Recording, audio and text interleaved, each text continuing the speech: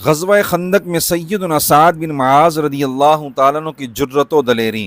ہجرت کے 5ویں سال عرب کے تمام کفار جمع ہو کر مدینہ منورہ پر حملہ آور ہوئے۔ ان کی تعداد 10,000 تھی۔ رسول اللہ صلی اللہ علیہ وآلہ وسلم نے مشورہ کے بعد دفاعی حکمت عملی کا فیصلہ کیا اور مدینہ شریف کے گرد خندق کھدوا کر مورچہ بندی کروا دی۔ تقریباً 1 ماہ تک کفار نے شہر مبارک کا محاصرہ کیا رکھا۔ اس دوران مدینہ منورہ کے یہودیوں نے بھی امن کا معاہدہ توڑ کر بغاوت کر دی۔ اللہ کریم صحابہ اکرام رضی اللہ تعالیٰ عنہ کی جرت و بہادری ظاہر فرمانا چاہتا تھا، چنانچہ رسول اللہ صلی اللہ علیہ وآلہ وسلم نے سیدنا سعد رضی اللہ تعالیٰ عنہ اور دیگر حضرات کو مشورہ کے لیے بلایا۔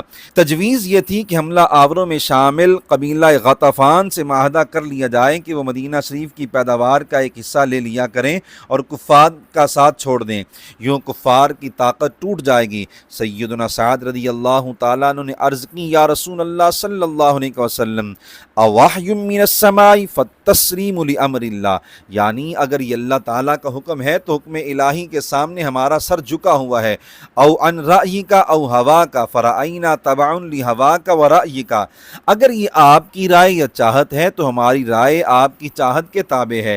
فَإِن كُنتَ إِنَّمَا تُرِيدُ الْإِبْقَاءَ عَلَيْنَا فَوَاللَّهِ لَقَدْ رَأَيْتُنَا وَإِيَّاهُمْ عَلَى سَوَاءٍ مَّا يَنَالُونَ مِنَّا تَمْرَةً إِلَّا بِشِرٍ أَوْ قِرًا، اگر آپ ہم سے مشورہ لینا چاہتے ہیں تو عرض یہ ہے کہ جب ہم اور یہ سبھی کفر پر تھے تب انہیں یہ جرت نہیں تھی کہ ہم سے ایک کھجور بھی چھین لیں، لینا چاہتے تو خرید کر لیتے یا بطور مہمان لیتے۔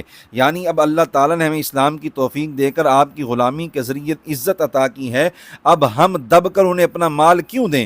رسول اللہ صلی اللہ علیہ وآلہ وسلم نے بتایا کہ نہ تو یہ اللہ کا حکم ہے نہ میرا فیصلہ ہے، میں نے یہ تجویز تمہاری خاطر دی ہے۔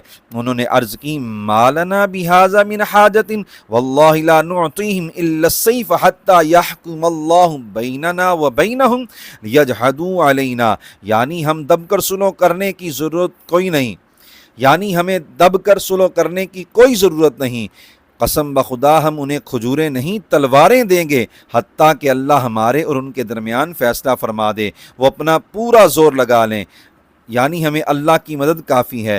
چنانچہ اللہ تعالیٰ نے مدد فرمائی اور کفار کی فوجیں 1 ماہ بعد ناکام و نامراد ہو کر واپس لوٹ گئیں۔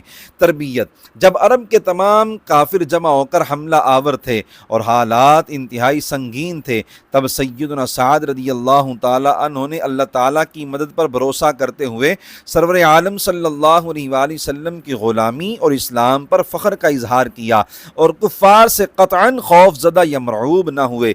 اسی جذبہ کو اقبال رحمۃ اللہ تعالیٰ علیہ نے اپنے اشعار میں خود ہی سے تعبیر کیا ہے اور اسے عزت سے جینے کا ذریعہ بتایا ہے۔ آج امت کو اس کی شدید ضرورت ہے۔